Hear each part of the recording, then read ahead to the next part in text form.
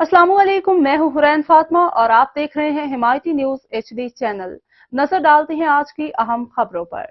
आज ही सिंध गुलाम नबी मेमन की जानिब से मेजर साद शेख शहीद के कातिलों की गिरफ्तारी पर कराची पुलिस को शाबाशी और तारीफी इसनाद के साथ साथ एक बुनियादी तनख्वाह। सिंध पुलिस काबिलियत और तजुर्बे में किसी से पीछे नहीं। आप लोग इसी तरह संगीन जुराइम और इसमें मुलविस अनासर की बेखुनी करते रहें। गुलाम नबी मेमन कराची 10 अप्रैल 2024 आईजी सिंध गुलाम नबी मेमन की जानिब से गुज़िश्ता दिनों डकैती की वारदात के दौरान मुज़ाहमत पर शहीद होने वाले मेजर साद शेख के कातिलों की गिरफ्तारी पर Karachi police chief DIG south SSP के माड़ी सिटी और इनकी पूरी टीम को सेंट्रल पुलिस कराची में मुनक़िदा एक सादा सी तकरीब में तारीफी इसनाद एक बुनियादी तनख्वाह से नवाजा गया।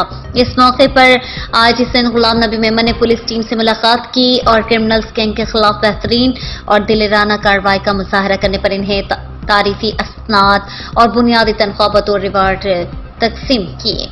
आज सिंध ने इस मौके पर कहा कि इस कार्रवाई से सिंध पुलिस के अफसरान और जवानों के हौसले न सिर्फ बुलंद हुए बल्कि ये भी साबित हुआ कि सिंध पुलिस तजुर्बा, मेहनत, सलाहियत और महारत में किसी से पीछे नहीं।